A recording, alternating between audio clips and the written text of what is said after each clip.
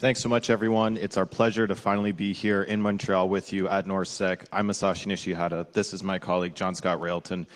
As Pierre David said, we are from the Citizen Lab, which is an interdisciplinary research group at the Munk School of Global Affairs, University of Toronto. We work on a variety of things, but one of the main research interests we have is trying to track and understand malware-enabled espionage campaigns targeting civil society. And I use that language, espionage campaign, on purpose, because the purpose of these operations is not to extract intellectual property, it's not financial gain. It is to collect sensitive information from groups doing political work that could threaten those in power. And over the next hour, we're going to break that down for you with some examples around the world. And we're going to do that in 4 ways. First, we're going to give you some provocative statements about the state of attacks against civil society. We're going to tell you a good story. We're going to give you some evidence from a number of case studies. And then we're going to zoom out and look at what some challenges are for these groups that are targeted, and also for information security professionals like everyone in this room, and how you might help out in this space. So, for the provocative statement, let it pass it on to John. Always happy to be provocative, Masashi. So the first and obvious point is that the internet is an essential part of civil society. Civil society, of course, is jargon for us. What is civil society? It's not a clothing brand, although that exists. Civil society, the organizations, activists, citizen journalists, and others who defend rights, freedoms, democracy. Pretty good people. Generally folks you want to help, but also people who are often thorns in the side of government and other groups in power. So another obvious point, this should be pretty familiar to people in the room, it is cheap to connect but expensive to secure. And nowhere is this more true than threadbare activist organizations doing their best to leverage new media to get their message out, with the predictable result that we watch every day, which is they are all owned or soon to be owned. So that was the provocative statement. The good story is 2 things, 2 birds, 1 stone. First, it's a good story, but it's also a little bit of a peek at how we at the Citizen Lab do an investigation. So I'm going to walk through that. Let me introduce you to a pretty cool person. This is Janet Hisnostra. She is an Ecuadorian journalist and television presenter, and a royal-sized thorn in the side of the Ecuadorian government. Last year, Janet began receiving Spanish language because Ecuador, Gmail notifications, account reset stuff, account error stuff, bread and butter phishing. Why should anyone care, right? Well, for whatever reason, these made their way to me through a network of connections, and I took a look at the phishing, and what caught my attention was that it wasn't like phishing generator phishing. This is the base domain, mgoogle.us, for those of you who can't read it.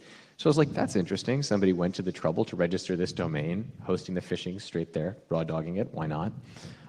Let's look a little bit more. So we did. And the way we did this was kind of interesting. So Janet was our patient 0. And if you've got a bunch of people, you don't know if they're targeted, you don't necessarily want to expose too much interesting stuff to them, you can't control their networks, you can't get on their boxes, what do? Well, it turns out you can stuff a large number of IOCs into a Gmail search link.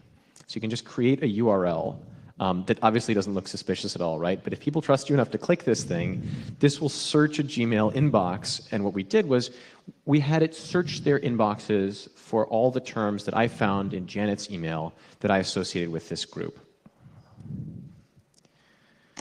And what did we find? Well, some Flash update notifications, a bunch of other plugin things, bread and butter, right? Again, okay, so we're looking at some kind of an interesting campaign, probably some malware. I couldn't get some of these things to drop. But then it got super weird. The same email addresses were also seeding links to political sites, political news sites, big, large-scale fake news websites with original content in like Venezuela and Argentina, which was mind-blowing because usually things are pretty compartmented, right? Phishing, malware, not disinformation. So at this point, it's kind of like, okay, this is interesting. And then pay dirt. An email from a fake anti-Correa movement. So Correa, president of Ecuador, had an attachment, which is our Jambalam. That attachment contained this utterly unconvincing Word document. And of course, stuffed in an OLE was a piece of malware. So we ran it, looked at it, and things got interesting. And as we began getting more samples, we discovered that we were looking at a ginormous campaign with malware going back to 2000 and late. Different rats, Cybergate, Extreme Rat, Alien Spy, AdSook, a bunch of other stuff. And what distinguished these was not the malware that they were using, but that they were packing them pretty effectively. So low to no AV detection, good stuff, large scale. So get on the Multigos, start looking at command and control. Things are linked, unsurprisingly. Infrastructure gets reused all the way back to 2008, which is pretty brazen of this group. But what was really interesting was this particular domain, daynews.sites.net, and that rang cowbell-sized bell, because that same domain was associated with a malware attack, unsuccessful, against Alberto Nisman, who is an Argentine prosecutor who allegedly shot himself in the head twice the day before he was going to present a dossier against the Argentine president. This was something that a colleague of mine, Morgan Marquise Boar, had spotted. So now we knew that we were into something, but we also began to get paranoid, right? Uh-oh, it's bad people. And just around at that time, running this malware in some sandboxes, we started having an interesting moment. So one of the sandboxes was running. A researcher who shall remain nameless for their own security was staring at the screen. And this popped up. And it says, "You like to play the spy. Well, watch out. It could cost you your life." For the next half hour, the operator behind the campaign issued the following threats, among others, popping up on the screen to the researcher in the sandbox environment. So, I'm not sure what my favorite is, but it's like, "We're going to analyze your brain with a bullet and your family too." Or, some classic IRC stuff. "You think you're living, but we have your IP, right? Now you're in trouble. Take your time and scan the processes. We're going to get you quickly." Well, they didn't get the researcher quickly, but what it did was flag to us something else that was interesting. So here's Martha Roldos, an Ecuadorian activist, who had received physical threats in real life and via text message from a group that we believed to be the same group. So we realized that we were playing with a group that felt emboldened to make these threats. And this is kind of an interesting piece of information. Usually an operator, if they discover that they're sitting on a sandbox, is going to close things down, right? Where possible, restart the machine. Not these guys. Not at all.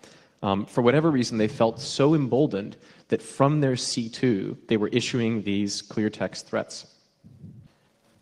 So from there, we dumped into a documenting phase. And what we tried to do was get a better and more systematic perspective of the threats. We pushed this Google link out, this Gmail link out fairly largely. And we began to see three broad categories of targets. We found journalists, we found, again, civil society, think clothing, and finally government threats, specifically people who were members of Ecuador's political opposition. So what was interesting about this campaign is that it had these three parts. There was malware, phishing, all standard, and then disinformation, and it wasn't just in one country. It was in Venezuela, it was in Ecuador, it was in Argentina. I didn't mention it, but we found malware associated with Brazil going back to 2008.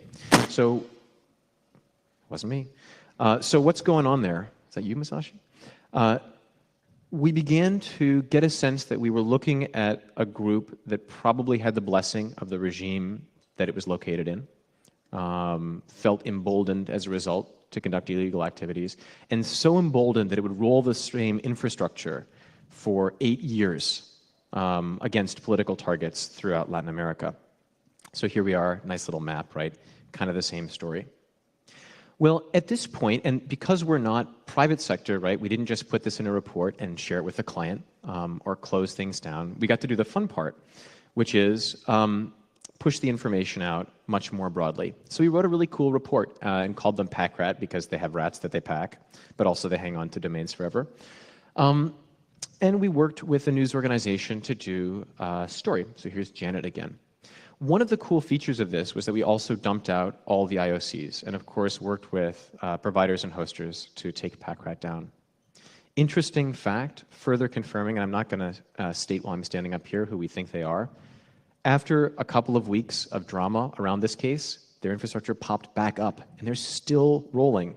So further confirming the fact that these people feel that they're very likely completely outside of the touch of government or prosecution. So with that, we're going to move to some evidence, which Masashi specializes in.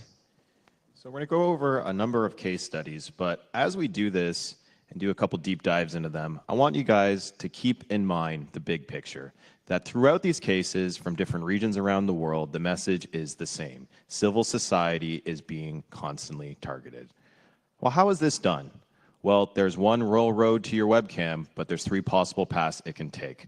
The first route is one that everyone here hears a lot about, advanced persistent threat. What does that really mean? And there's a number of different white papers out there that have various definitions. We have this one. So we consider APT to be any national in-house capability that allows for development and operations. And you can think of a number of different well-resourced actors that can do this. For example, the NSA, China, Russia, etc. But that's just one route. The second route that John will talk about a little bit later is repurposing off-the-shelf malware for espionage operations. And we have some very interesting cases of how this is being done right now during the Syrian civil war. The third route is commercialization. And here we're looking at misuse, important word there, and we'll get back to that later, of lawful intercept tools, such as Finfisher and Hacking Team that y'all might have heard about. But let's look at APT. So again, APT, buzzword, lots of people say it, lots of people play it. What does it mean? In a lot of the reports, you'll see discussion of attacks against governments, attacks against the private sector, but what about civil society? Well, we had that question, and we did a study that we released a couple years ago called Communities at Risk. So what were we looking at in that study? Well, we had 10 civil society groups, the majority of which were doing activities related to China, looking at human rights issues in the region, looking at minority ethnic groups such as Tibetans, and we'll get back to that a bit later. So just keep that in mind as we go through these examples. So we worked with these groups for over 4 years, and we wanted to understand how they're being targeted, how they were reacting to it, and both the technical and political side of these kinds of attacks. And we collected over 2,000 pieces of malware from 44 different malware families. So this is pretty interesting. This is a small sample, 10 groups, but you can see they're getting a lot of stuff. So what does this all mean? Well, finding number 1. These targeted operations use the minimum necessary sophistication, and we'll unpack that in a minute.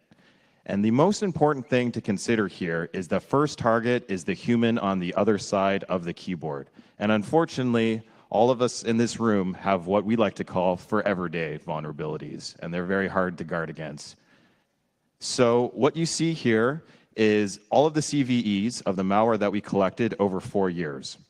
The little orange dots are unique attacks, and the gray lines are when that CVE was announced. And I want to draw your attention to the 2 blobs you'll see here. So that's 2010 3333 and 2012-0158. If anyone here is tracking these kind of actors, you know what I'm talking about. And you see a pivot from 3333 to 0158. Importantly, these are not 0 days. These are old days, like I'm talking old, and you see they're still being used. So you see that line there, and then you see the activity continue. We did get 1 0 day, so you see here the attack happened before the CVE announcement. But this is an important thing to underline, because these are old days, and if it's not broke, don't fix it. Why would you burn a sophisticated capability against targets that are frankly usually soft targets? So again, over 4 years of collection, only 1 0 day. And if you look at 2012-0158, that was patched since April 10th, 2012, but we still saw operators use it for over a year and a half after it was patched. So what does that mean? It means it was probably working because the targets they were going after did not have updates on their machines. Perhaps they're running pirated versions of Windows and so forth. So again, get in the attacker mindset. They're lazy just like everybody else. Let's just do what works. So we wanted to do a more rigorous analysis of the data set that we had. So we created something called the Targeted Threat Index. And the idea here is we want to characterize and quantify our data set and try to understand what the severity of them are, both from a social engineering perspective and also, of course, from a technical perspective. So here's how the metric works. It's calculated in 2 parts. You take a base value score of how sophisticated the social engineering is, and then you have a technical sophistication multiplier. We use a multiplier because the amount of resources, time, effort, in some cases money, to create a custom piece of malware for a target can be significant. So just keep that in mind. And you take those together and you get a TTI score. So that's a bit abstract, so let's break down how this works. So here's our base value of social engineering. We go from 0 to 5, and I'll show you some examples to better illustrate what we're looking at. So all of these are real lures sent to groups that we worked with. So here you see the value of 1, which means it's been targeted, but it's not customized. And in this case, the email is inviting you to, I guess, some kind of event. There's not really much information here. It did have malware, but it's not so convincing. Probably wouldn't open that. Well, how about this one? So this is a 2. It's targeted and poorly customized. In this case, it was sent to a Tibetan human rights group. It's about an issue that Tibetan groups care about, but again, it's coming from someone you don't know. It doesn't look like a real person, not a lot of pertinent details here. I don't know if I'd click that. But let's up this a bit. So now you have a 3, which is targeted and customized. Now we're getting a little more interesting. This person that's named here is a real person. That is their real email. This, in fact, could be a real message that they sent that was collected in previous operations. If you are working in the Tibetan community and you got this at your workplace, seems pretty legit. I might click that. But let's up it even more. So now we're looking at 4. It's targeted, it's personalized, the salutation is addressed directly to the target. And this one is particularly interesting because you can see there are people on the other side of this putting some consideration into the targeting. So in this case, it says it's from a Mr. Cheng Li, who's director of research at a China center at Brookings Institution. Well, if you just Googled this title, you'll find this gentleman here. Looks legit, he's got his title. Okay, that's interesting. Well, let's take a little bit of a closer look at this email. So, for those of you paying attention out there in the crowd, you might see some funny things. Like, first of all, someone from Brookings is sending from AOL. Okay, weird. It's unsolicited, so the person that received this has never met this person before. They are a well-known China scholar, so it's like, wow, they want my opinion as a Tibetan activist on an important Tibetan issue. And you can even see at the bottom, it says, thank you again and happy Tib Losar, which is Tibetan New Year. Interesting. And he really, really, really wants you to open this file. So let's just keep that all in mind. But you know what? 2 can play this game. So we wrote back Mr. Cheng Li with the permission of the targeted individual, and we said, we'd love to help out, but we're having a bit of a problem with the attachment. Maybe it's because we're on a Mac, Chinese character fonts, computers, I don't know. And, it took a little while for Cheng Li to respond, but hey, he's a busy man. He was traveling, okay, that's legit. And he has another interesting thing to send us. And the interesting thing here is if you clicked on this URL, it would look at your user agent and what operating system you're on. And if you're on a Windows, hey, have some Windows malware. But if you're on a Mac, oh, we got some nice, fresh OS X malware just for you. So no, sir. Thank you. Thank you very much. So that's a 4. Wow. People on that other side, they're really trying to work to get you to click. What's a 5? So it's targeted and it's highly personalized. In fact, it's so personalized, we can't ethically show you a real example. But here's a little story of a real example. So you're a NGO and you get an email from your actual funder and the actual program officer from that funding organization. And they say, I have an important update for a meeting that we're having 2 weeks from now, which is a real meeting which was already scheduled. I don't know about you guys, I would probably click that. So that's the social engineering. Across our data set, you'll see here, these are all the scores. We saw a lot of 3s, which were pretty good. We saw some 4s and 5s, but the majority were 3s. That means there's a lot of effort being done in these operations to make these emails seem legitimate. But what about the technical side of it? So again, we use a multiplier, and what we're looking at here is the level of effort to obfuscate the code inside the binaries themselves and to obfuscate the functionality when it's on the network. Why do we look at obfuscation? Well, all the malware we're looking at, the functionality is essentially the same. They're all rats. They're all looking to do the same thing. And we choose obfuscation because it makes it harder to analyze, which makes our lives harder.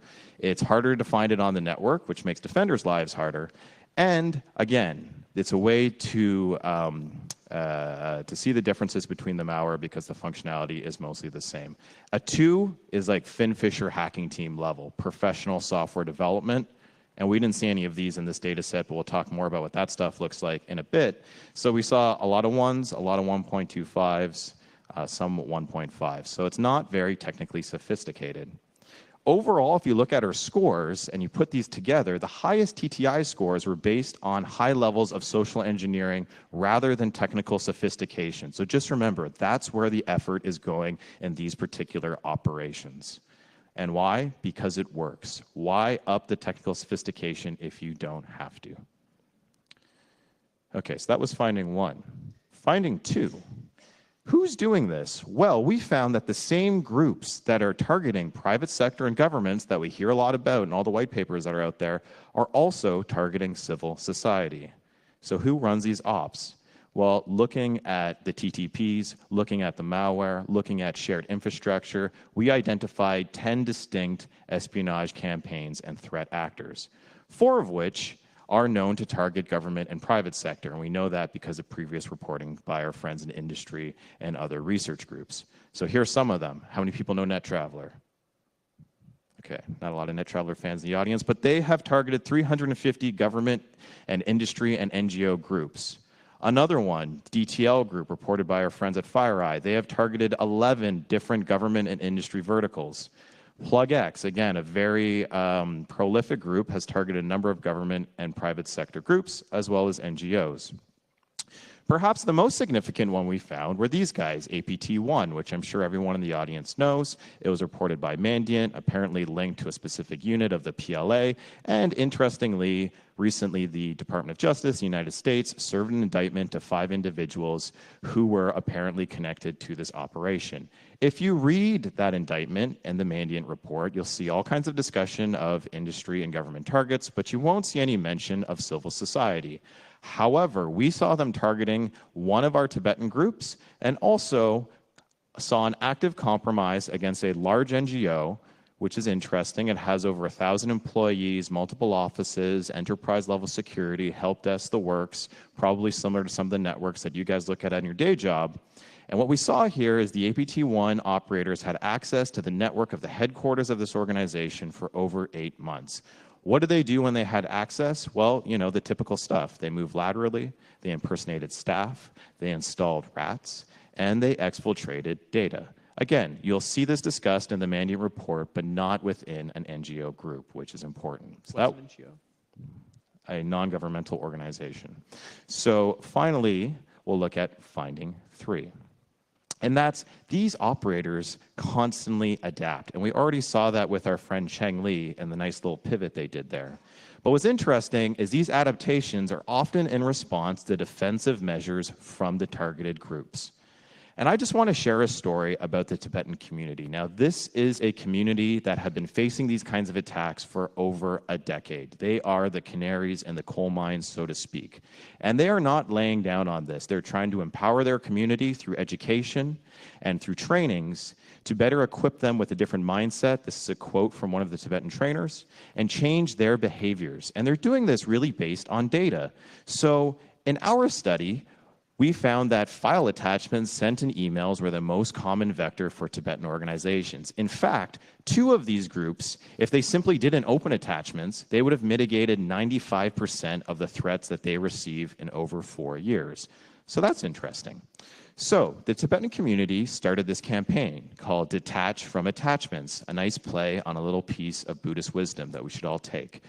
And it had a very simple message and 3 steps. Number 1, stop opening attachments. Number 2, stop sending attachments. Number 3, if you must share a file through email, why don't you try something like Google Drive or Dropbox or some other cloud-based solution? Okay, so that's interesting. You know, we're looking at 95% mitigation here through a simple behavioral change. But you know what? The attackers were paying attention too. So in 2014, we saw the first use of Google Drive links as a malware vector. This one's particularly interesting because it's trying to send you a binary of a Tibetan dictionary program, but of course that was also packaged with malware. So this was the first time we saw it, but the trend continues. So you fast forward a year later, we saw a whole campaign again, sending these links out through Google Drive. And importantly, it's not just Tibetans. So in some more recent work we've done, tracking targeted operations against environmental groups working in Burma, they're also receiving Google Drive links. And in our most recent publication, we also saw the same vector used against pro-democracy activists in Hong Kong. So that was route one. I'm going to pass it off to John now for a different route to your webcam. So route 2, commercial off the shelf, also known as my cousin knows computers and I'm fighting a war and he's going to help me fight it.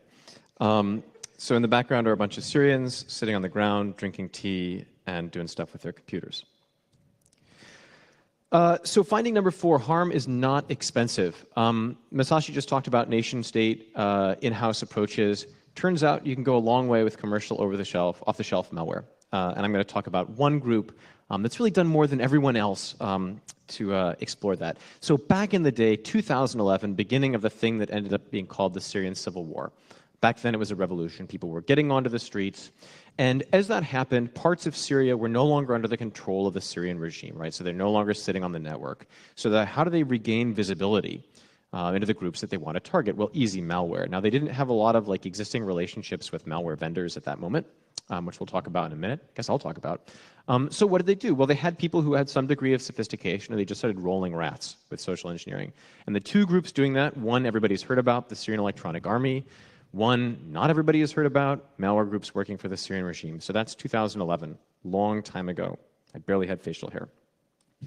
Fast forward a few years, and we've got a bunch more groups all doing the same thing. So Lebanese groups targeting the Syrian opposition, and ISIS and Islamist groups targeting the Syrian opposition. There are more, but this is just a couple. What's interesting is that despite the proliferation of groups who all want to know what the opposition is doing for targeting, they're basically rolling the same TTPs, which we'll talk about in a minute. Now, I just had to put in this slide. So Syrian Electronic Army, 2016, big update, very exciting. Indictment rolls down.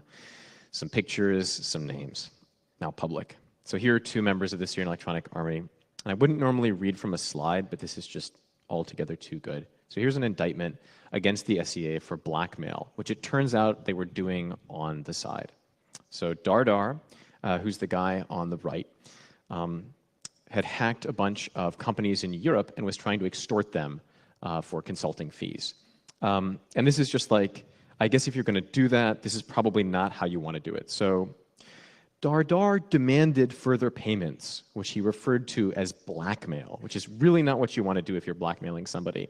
And then just the ultimate moment of Zen, Dardar, in the course of his communications with representatives from Victim 1, which is a large institution, occasionally mentioned his affiliation with the Syrian Electronic Army and the fact that he was wanted by the FBI, which if you're trying to convince a large risk-averse company to give you some money is I don't know, next level. Despite that, the Syrian Electronic Army is rolling along, targeting the opposition as recently as this week, actually. New attacks. And what's really exercising them at the moment is trying to target mobile phones. The reason for this is that the Syrian opposition, a lot of them are in places that don't have good internet connectivity, but also not stable electricity. So everybody's moving their comms to phones, and all their threat actors are moving there. Let's talk about the malware group. Now, these are some super elite gentlemen, right?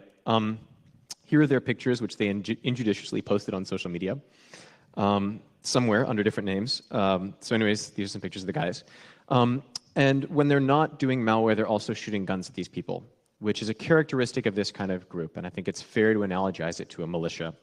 Online, not a lot of sophistication, not necessarily uniform wearing, shooting guns on behalf of somebody, digital or otherwise. So how do these malware groups target the Syrian opposition? What are they doing? Well, it turns out that the opposition is growing increasingly paranoid of the possibility that it's being targeted. So malware actors realize this and push out a whole bunch of fake security tools and circumvention tools into opposition forums.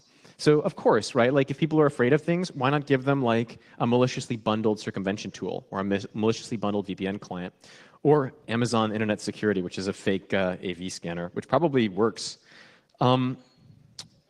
But the very best one ever is there was a rumor in the Syrian opposition a couple years ago that Skype was not safe, which is obviously sort of true. And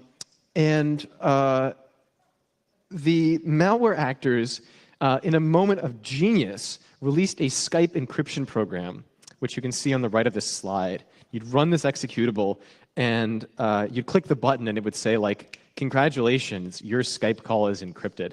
Nart Villeneuve, a friend of the lab, now FireEye, formerly Trend Micro, released this report, but we had a great laugh when we saw this. Just absolute brilliance. So what are these things bundled with? They're bundled with rats, really not sophisticated rats, Extreme Rat, Shadowtech Rat, NJ Rat, Blackshadesnet, and a bunch of others. These guys have like the shallowest technical pockets in the world. Like they go to forums and download stuff and bundle it. But it turns out, right, that if you're targeting an opposition group that's not exactly rolling sophisticated secure systems, this works. How well does it work? Well, we all know that someone will always click when you target an organization, right? And the consistent finding of studies about social engineering is that if it's fairly well targeted, 40 to 60% of people-ish click, right? This is not that different for studies that have been done in the Syrian opposition. But how well does this really work? So I had this picture of a woman for the Lebanese groups earlier, and I'll tell you why. So this is a female avatar who used Skypes and the Facebooks to seduce generals and other members of the Syrian fighting opposition, and just brought home bacon. 64 Skype account databases. It turns out that a really good way, if you want to know how an opposition that's heavily reliant on Skype operates, is you target their machines with a rat, and then rather than staying persistent, you just exfil the Skype databases, which have it all. Well, this group didn't really protect their exfil very well, and I and two very smart folks at FireEye did a report on this. Their total haul was 240,000 individual Skype messages, the comms backbone of the Syrian opposition, everything from like the movement of weapons to meetings that were about to take place to political stuff and negotiations. So what does that look like? Well, here are 12,000 dots, all geffied up, right? Little social network analysis because I'm fancy. This is data that I generated from their exfil. And I mapped out the way that the targeting actually worked inside this group. So you've got like a couple people who click first, right? So the attackers infected these people, and then they pivoted around throughout the opposition and nailed some higher profile people who were engaged in comms with a lot of other folks. And that's how they did it, right? The reality is opposition groups work in groups and get targeted as groups, right? It's not an individual thing, it's an organizational thing, despite the fact that the groups that we're looking at don't exactly have a centralized IT policy. So here's the attacker's eye view of some of these targeted Syrians, right? So here's a guy, we're looking at the attacker's screen, looking at the victim's screen. It'd be really nice if the victim like tilted the webcam a little bit because the laptop's kind of badly focused there. And here we have an image of the attacker using a combination of a popped laptop and its webcam, and then a little bit of open source intelligence gathering on Facebook to try to ID their target, who they connected with a fighter working with the Syrian opposition. So pretty heavy-duty targeting. But what they're getting is not just porn browsing history, although that made up a good chunk of the exfil, but a bunch of other stuff. The information that they use, that they get, has been used in military raids, targeted assassinations, not just in Syria, but also in Turkey. Targeted bombing, right? You want to know where an opposition command center is. Humiliation operations, I mentioned porn earlier. Turns out if you're a commander and you're an Islamist, that a bunch of videos of you doing the nasty in front of your webcam while browsing stuff, really efficient at causing your colleagues to lose confidence in you. And access to sensitive negotiations. So basically like wholesale, catastrophic, oh no, compromise, death and beyond, right? These are all cases where there's documented evidence. This isn't just talk. Changing tack a little bit. Route 3 to your webcam, commercialization. So this is some really fun stuff. It turns out that every government wants access to secured communications, right? Both to block them and to filter them, but also to gain access to denied devices. And some of it's lawful and done with a lot of careful oversight. Some of it's not. And there's a giant industry of companies, some you may be familiar with, like perhaps FinFisher or Hacking Team, some perhaps a less so, like Advanced German Technology, which also sounded like a bad BMW advertising campaign, selling hacking tools and monitoring tools to .gov, and not just Western governments, but anybody who can pay. So Finding Five, commercial malware has proliferated globally. So this is some stuff that I and my colleague Bill Marzak, Claudio Guarneri, and Morgan Marquis-Bohr have done. And what we've done is documented the global proliferation of this stuff and also its abuse potential. So what's happening? Well, companies that sell basically lawful intercept malware, which is just a fancy turn of phrase. It borrows the term lawful interception from telco interception, spins it a little bit, and describes it as something that you can do with malware. They're basically just selling sophisticated malware with good obfuscation and persistence. And their pitch to governments is, right, you have new challenges today. A lot of people's comms are encrypted. Some of the stuff that you want is on device. You want to be stealth. You want to be untraceable. You want to be hidden. Right? Buy our stuff. Or don't. So how do countries use this? Well, here's some real examples, right? So this is an email. So email attachment, nuts and bolts, malware seeding, but also just about every other vector you can think of, right? Download poisoning, over-the-air updates, provided, of course, that you can pay. And an increasing number of governments are paying. So what does this look like from the operator's eye view? Well, this is some leaked stuff from Hacking Team. So here they are with the God's eye view of this little target here, right? Scroll back and forth, look at movement, look at contacts, across time, look at social network, browsing stuff, all the things that you can get when you're sitting on people's devices. And one of the key pitches that these companies make that, you know, the sort of like rat forums can't is defense against antivirus. So when they sell, they'll typically sell a certification that's like, for the given period of our contract, your stuff is going to be non-detectable by AV. We guarantee it, and usually there's also like some kind of an ODA service as part of the package. Now, of course, that feels like a challenge, and some of my brilliant colleagues and I have discovered that it turns out, right, if you have a collection infrastructure and it touches the internet, it too can be enumerated. So we did that. And this was an enumeration that we did in 2014 that came up with 21 suspected government users. We said suspected, but we'll just say this is where the final chain of the obfuscation proxies was located, right? So some countries here that are perhaps reassuring, and then some that are definitely not. Like, I can't imagine that Nigeria is going to be like heavily overseen in terms of how it uses surveillance powers, or Egypt, or Mexico, or really anything else on this map. So let's talk about real cases, though. So this is Hisham. Hisham's a Moroccan journalist working with a Moroccan journalism organization. And he and a bunch of his colleagues, doing nothing illegal other than documenting civil rights abuses by the Moroccan government and arguing for the freedom of the press, were successfully targeted with Hacking Team's malware, right? Ethiopia. Ethiopia has a big diaspora, as anyone who's ever taken a taxi cab in Washington, D.C. will know. And that diaspora, among other things, has its own journalists, serious news organizations. And perhaps the most paranoid group about the diaspora is the Ethiopian government, which bought Hacking Team and FinFisher malware, always one to hedge its bets, and has been systematically targeting journalists in its opposition. Now, something happened last year, which was really interesting, which is Hacking Team became Hacked Team and got themselves doxxed massively. So here's a tweet that happened last year on their Twitter feed. Since we have nothing to hide, we're publishing all of our emails, files, and source code, right? It's the ultimate open source moment. There was a lot of stuff in that dump that was interesting. Among other things, it confirmed our findings and added countries to the list. It also added new victims. We discovered that their stuff had also been used to target journalists in Ecuador and many other places. The key thing is, the industry argument about a lot of this stuff is, it's lawful intercept, it's sold to governments who are going to oversee how it's used and use it for child pornography and anti-terrorism investigations. The reality, of course, is if you give a government, especially a government with an issue with oversight and corruption and paranoid leadership, the ability to conduct secret surveillance, history tells us they will abuse it. They also, at Hacking Team, think a lot about us. So it's always very interesting when you find yourself talked about, especially in a document dump. So here we were reading about ourselves, Prof. Diebert, director of Citizen Lab, right?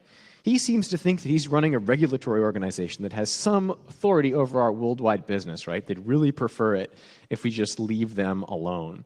And in fact, despite the documented use of their tool against completely undeserving victims in many countries around the world, their narrative, of course, is we're the victims, right? We got hacked.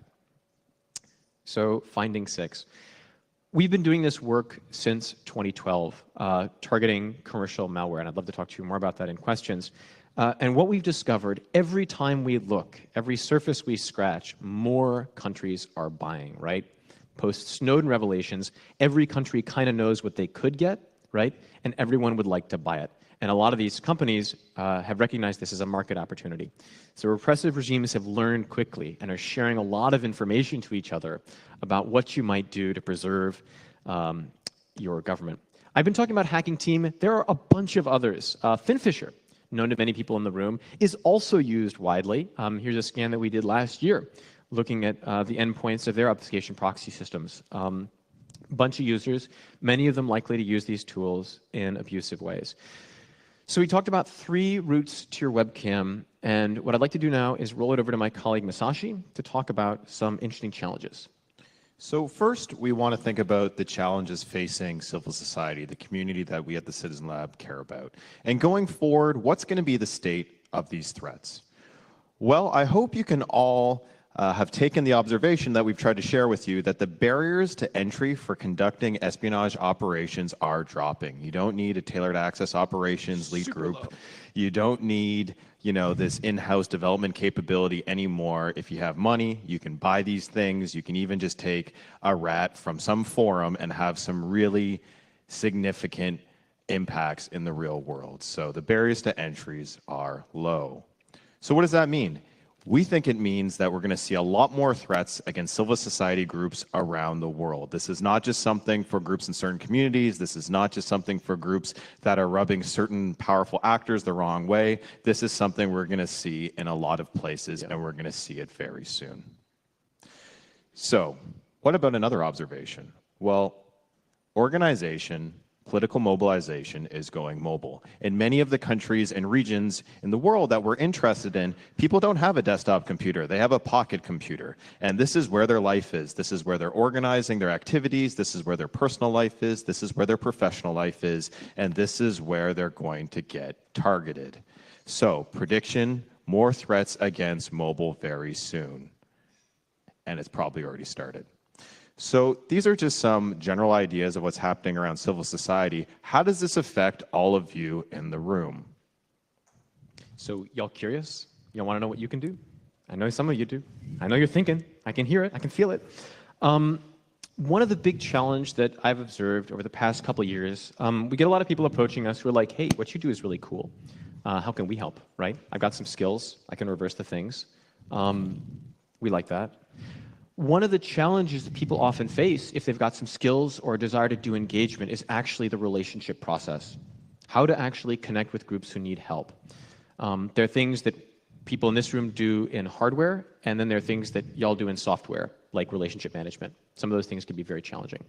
And one of the things that we've observed is that when people who have great intentions and want to help cast out looking for a way to do it, unless you're connected with some fairly solid feedback about what needs actually look like and about what problems are, you can waste effort, you can get frustrated, it can be challenging to actually know if you're accomplishing things. And I know for a fact that a bunch of security companies have tried to do pro bono stuff and found the sort of how to connect with real targeted groups to be one of the biggest challenges. It's a source of risk, reputational risk, a bunch of other concerns. So our recommendation is to connect with a group that has those relationships and perhaps good judgment, allegedly at least.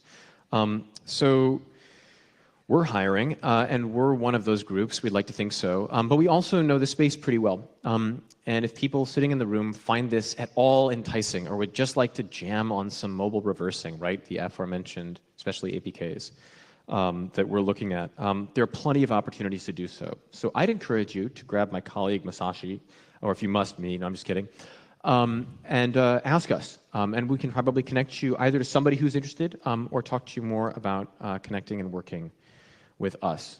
So with that, we wanted to leave time for questions. So we'd like to do our thanks. Yeah, so big thanks, first of all, to the NorthSec organizers. It's awesome being here with all of you. You can check out all our reports online at our website. And, you know, research is a team sport at the Citizen Lab. There's a lot of collaborators and team members that made all this research possible. Their names are listed there. So thanks to our team and collaborators, and thank all of you for your attention. Yeah, teamwork makes the dream work. That's right. All right, thanks, guys.